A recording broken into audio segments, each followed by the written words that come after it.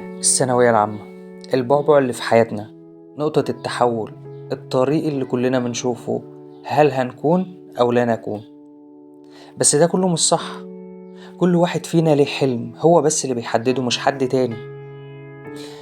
حد عاوزك تبقى دكتور، حد عاوزك تبقى مهندس، حد عاوزك تبقى مغني، عاوزك تبقى لاعب كورة. لأ، انت عاوز ايه؟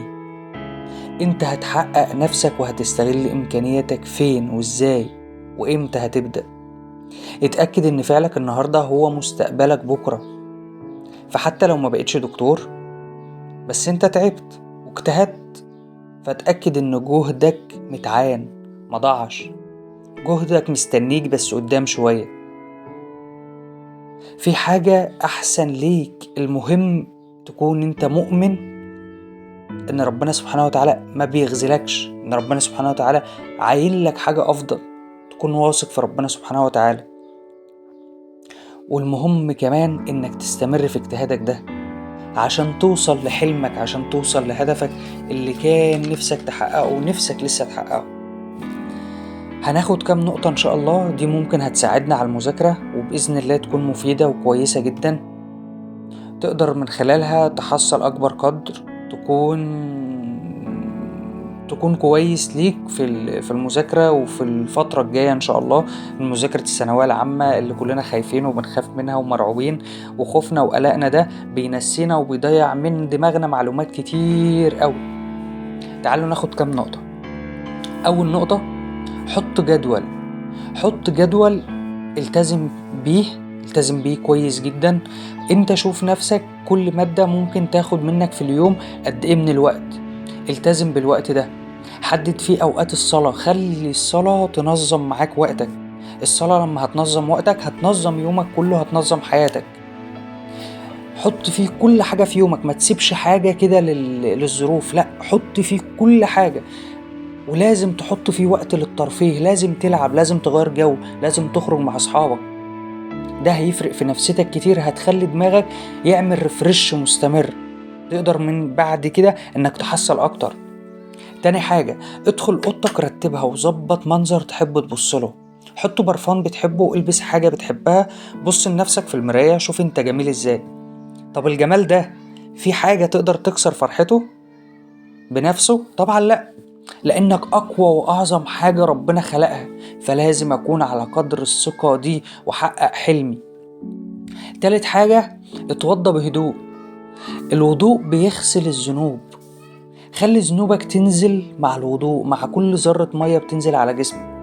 روح صلي ركعتين لربنا سبحانه وتعالى وادعيله واستغفر كتير قوي، وقوم امسك المصحف واقرأ صفحة واحدة بس. بعد كده خد نفس عميق وطويل،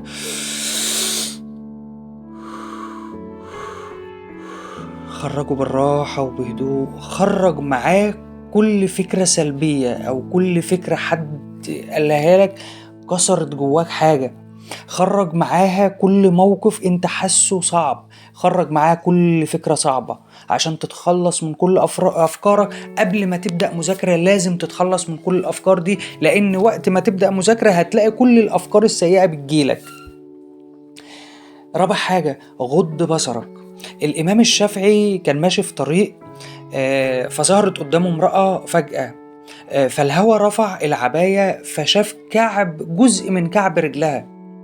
فكان الإمام الشافعي بيحفظ القرآن، فكان بيغطي الصفحة التانية عشان لو عينه جت على الصفحة التانية مع الصفحة الأولى هيتخشوا ببعض. كان بس بياخد نظرة من الصفحة كده، كان سبحان الله بيحفظ الصفحة كلها. فلما حصل مع الموقف ده فحصل فيه خلل في الأمر ده. فبيقول في بيت شعر ايه: ذهبت إلى واكع أسأله سوء حفظي، فأرشدني إلى ترك المعاصي وأخبرني أن العلم نور ونور الله لا يهدى لعاصي. العلم نور ونور ربنا ما بيهداش لعاصي. فأنت إيه؟ أنت أكيد كلنا منغمسين في المعاصي والذنوب. استغفر ربنا كتير، صلى على النبي كتير، دايما غض بصرك عن كل حرام. هتلاقي ربنا سبحانه وتعالى بيحفظك. احفظ الله يحفظك. ابدأ دلوقتي، مش ما تخافش. انت ما عملت ذنوب وكذا وكذا، مش مشكلة، كل ده بيروح. ابدأ من النهاردة، ابدأ عشان حلمك يستحق ده. حلمك وهدفك يستحق التعب والمشقة والسهر والإرهاق اللي انت بتشوفه. خامس حاجة، ابدأ بمذاكرة أسهل حاجة بالنسبة لك اللي بتحبه، اربطه بأحداث في حياتك.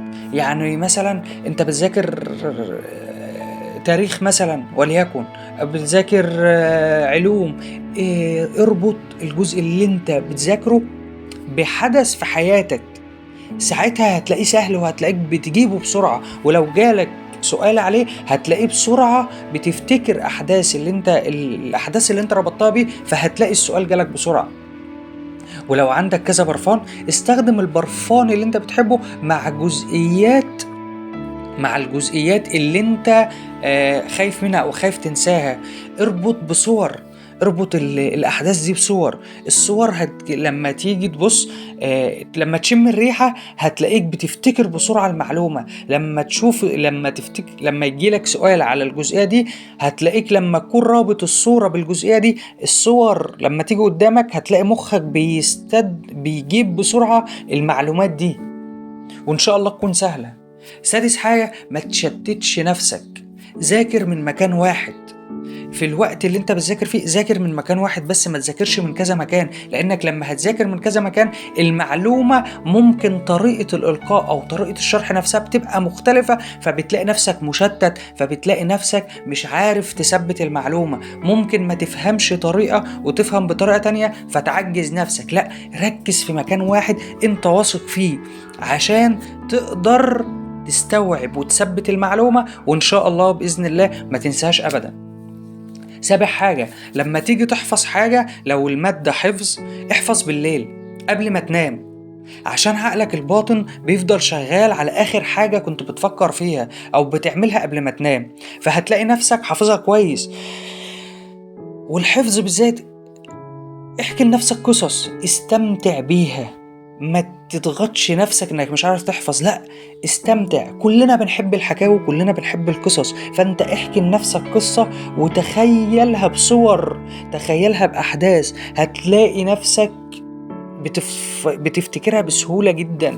قسم الدرس بتاعك لأجزاء، كل جزء زي الشجرة كده، كل دايرة كبيرة حط فيها الاسم الدرس مثلا وليكن، بعد كده نزل منها فروع، الفروع دي قسمها أفكار، الأفكار دي انت اتكلم من اللي انت فهمته من الدرس عنها، اكتب انت بإيدك. لما تكتب بإيدك هتلاقي المعلومة بتثبت أكتر، لأن كده انت شفت المعلومة، حفظتها، كتبتها بإيدك، دماغك خلاص حفظها، انت استخدمت كل حواسك في المعلومة دي فهي خلاص اتحفظت. تامن حاجة، لما تيجي تذاكر رياضة أو مادة علمية محتاجة تركيز أو تفكير، أنصحك الصبح بدري، يعني صلي الفجر واقرأ قرآن وانطلق، لأن وقتها لسه ذهنك بيبقى فاضي، ذهنك لسه خالي وتفكيرك مش مشغول بحاجة، هتقدر ساعتها تركز كويس جدا ومخك هيستوعب وهيساعدك في الحل إن شاء الله. 10 حاجة، هات ورقة كبيرة واكتب عليها اللي نفسك تحققه، اكتب حلمك، بعد كده انزل تحت اكتب عليهم اسم أمك، اسم أبوك، اسم اخواتك، اسم حبيبتك، الناس اللي انت نفسك توريهم حلمك، نفسك يفتخروا بيك، اكتبهم وشوفهم قدامك، صدقني هيفرقوا معاك قوي، عشان حلمك ده الناس دي اكتر ناس هتفرح بيك وهتفتخر بيك. ما تنساش أدعية قبل المذاكرة وبعدها، وتتوكل على الله، وما تخافش، لأنه طول ما انت خايف مش هتستوعب، مش هتوصل لحاجة ومش هتحقق حاجة انت نفسك فيها. فان شاء الله انسى حاجة الخوف، ما فيش حاجة اسمها خوف اصلا، انت بتذاكر وبتجتهد وبتعمل اللي عليك والباقي بتاع ربنا سبحانه وتعالى. وتأكد ان الوقت اللي انت بتصحى فيه لوقت متأخر وبتذاكر بجد وتعب وتجتهد، هو ده الحلم اللي بجد، الحلم الحقيقي، دي هتكون الرحلة، مش مجرد انك لسه بتحدد، لا، ده كده انت بدأت طريقك. اكبر منافس ليك هو نفسك، دايما بنواجه نفسنا كل يوم، لازم اصحى بدري عشان اذاكر عشان اجتهد. كن على قدر حلمك وهدفك، حط كل جهدك في المذاكرة، جد واجتهد باستمرار، مفيش حد هيواجهك غير نفسك، محدش هيساعدك برضو غير نفسك. انت بس اللي فيك الامل، انت اللي هتوصل لحلمك، انت اللي الناس هتسقف لك وهتفرح بيك، انت اللي هتبقى فخور بنفسك، انت اللي امك واهلك واهلك اللي حواليك هيكونوا فرحانين بيك. لا توجد سعادة الا بوجود العائلة. ابوك وامك بيخافوا عليك، ما تبقاش زعلان ومضغوط ومتضايق ان هم بيقولوا لك ذاكر. هم مش عاوزينك تعيش مواقف او مش عاوزينك تعيش تجارب هم عاشوها، فهم بيقولوا لك عاوزينك تتخطى التجربة دي بنجاح، عاوزينك تنجح وتتقدم عشان تبقى افضل واحسن منهم. هم الناس الوحيدين اللي هم عاوزينك تبقى احسن منهم. ما تضغطهمش، خليك دايما سعيد ان هم خايفين عليك. انت دايما تقدر تعمل اي حاجة وتتجاوز اي حاجة ممكن تحصل لك. مش هتقدر توصل للكمال لكن هتوصل لمستوى افضل.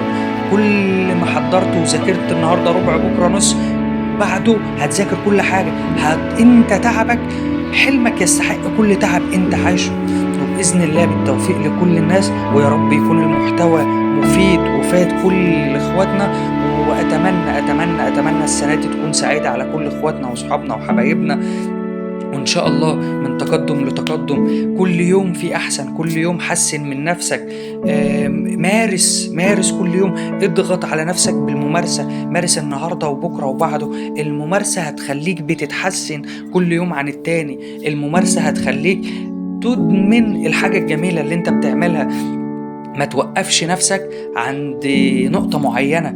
مفيش حد وصل لأعلى حاجة ولأكبر قدر، لا انت بص لنفسك انك لسه محتاج تتقدم، محتاج دايما تكون افضل. استمر، وبإذن الله رب العالمين هتشوف النتيجة في الآخر، نتيجة مفرحة هتسعدك وهتكون انت فخور بيها واهلك فخورين بيهم. هتفرح وسط صحابك، وبإذن الله من تقدم لتقدم. أتمنى من ربنا سبحانه وتعالى ومنكم لو المحتوى ذو إفادة ليكم وحاجة كويسة، وإن إحنا نقدر نقدم الأفضل بإذن الله. يا ريت تدعمونا. ونتمنى وشاكرين لكل الناس اللي بتدعمنا بفضل ربنا سبحانه وتعالى. شكرا جزيلا ليكم.